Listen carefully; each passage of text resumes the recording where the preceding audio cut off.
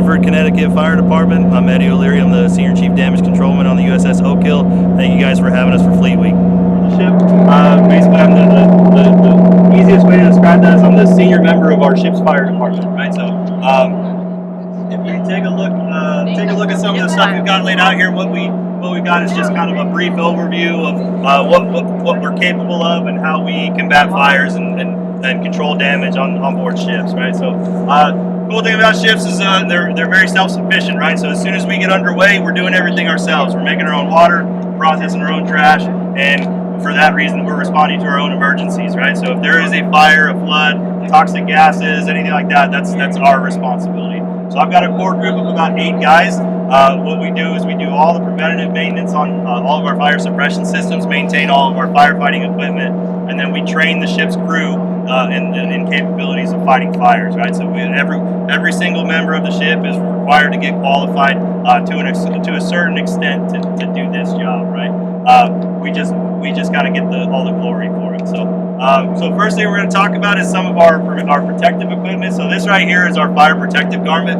You'll notice it's a one-piece suit. It's not like FDNY. We've got those fancy black 2-piece turnout gear. Right? This is one piece. The reason we do that primarily is because of storage, right? We've only got a finite amount of space here, so we need to be able to store things efficiently, and it's more of a one-size-fits-all. So if Mitch here transfers one day, I don't have to replace all of his gear. I can use it for the next person, someone similar in size and build, right? So that's going to protect us from heat, smoke inside of a fire-infected space. A couple of other things we got here. Our firefighting helmet, our firefighting helmet is a tempered plastic, just like you would see in conventional firefighting. Ours is going to look a little bit differently. We've got a track light installed on that front. It's very bright out here right now, so Mitch can turn it on, and you can see that the light's on. I can assure you, when it's dark, it's much brighter. But that's an LED track light for your own visibility, just so you can see a little bit better. And then if you take a peek at the back, you can see a blue LED on the back side. That's for the person behind you to make sure they can keep track of you inside of that space. We talked a little bit about how ships work. Ships are essentially a series of steel boxes all lined up in a row, right? So everything in us is steel, or most things here are steel. The difference between us and conventional firefighting is we're not poking any holes in the ship to ventilate fires. Ensign Willis, your presence is respectfully requested on the quarterdeck. So we're gonna have a little bit different tactics. We're gonna do things a little bit differently than the FDNY would, but it's overall kind of the same type of thing. Some more of the protective clothing we have. We've got a flash hood. This anti-flash hood is going to protect our ears, neck, and portions of our face that aren't covered by our SCBA mask. The 5-finger gun cut steam block gloves. These are going to protect us from all the steam we create by putting water on fire inside of a steel box. Right. The self-contained breathing apparatus that Mr. Mitchell is putting on right now is a 45-minute cylinder of grade D breathable air. Right. So basically, this is just atmospheric air that we charge up real high, and we put it into a cylinder, and then that's going to give him roughly 45 minutes, depending on how much he drank the night before or anything like that. Right. So. What he's got there is the protective mask. As soon as he puts that mask on his face and takes a deep breath in, he's got on demand positive pressure air, right? So that's gonna provide him with the air that he needs to fight fires and operate in a smoke-filled compartment, right? Boots. We'll talk boots real quick. So we have a standard Navy firefighting boot. This is an 18-inch tall boot. We always tell people it's 18 inches tall. And we train the ship that way because we can use it as a reference point if you've got flooding in a space. Right? We know this boot's 18 inches tall. There's a foot of water in here. I don't know. So we always use that as a reference. These have a steel toe and a steel shank through the sole of the boot. The reason for that is, again, everything is metal, right? So if we take some kind of impact damage, we don't want to get impaled by any sharp, jagged edges from steel poking or broken or anything like that sticking out through the deck. All right. Next thing is the spacesuit. That's for when we go to outer space. Just kidding, right? So that's our proximity suit. The proximity suit we use for fighting fires up here, right? So we're responsible for fighting fires on the flight deck as well. We can catch ospreys, we can catch helicopters here, and we do it pretty frequently, right? So if one of those helicopters were to crash, There's a few things that you need to know about. First, so everybody see that little bump right there, the little silver bump? There's a bunch of them on the flight deck. We've got 48 of them, right?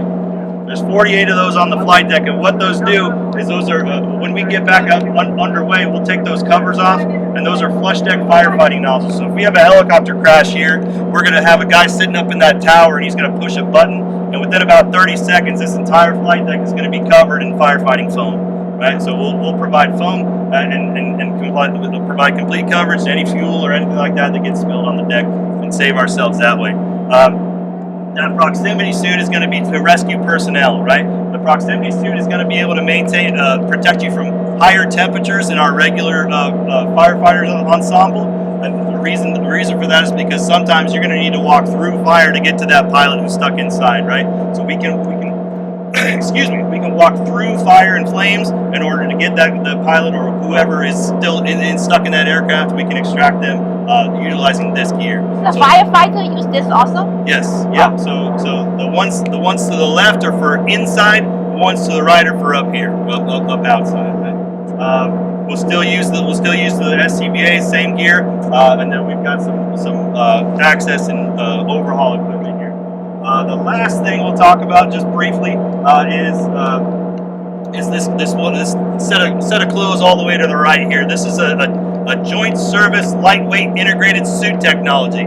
Any of you who are familiar with the military know we use acronyms for no reason at all, right? So that is a JS list suit. This is a chemical protective garment, right? So when bad guys put bad things in the air, we can protect ourselves using this stuff, right? So we've got our chemical protective garment that's going to protect us from a chemical agent, nerve agent, for about 24 hours. And then that joint service mask right there, all of the American and Allied forces use this mask now. So the Army, Navy, Air Force, Marines, we all use that mask. The British use it, everything. So it's kind of like a NATO compliant thing. So if we're embedded with another country, we have foreign nationals here deploying with us or anything like that, we'll be able to kind of cross-train and use each other's gear, right? Who's got questions so far?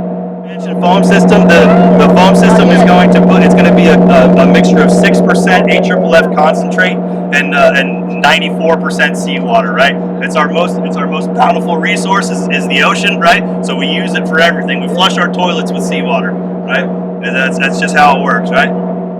Anything else, Amara? The kids usually like this, so we'll let everybody take a peek at it, right? So we use this again.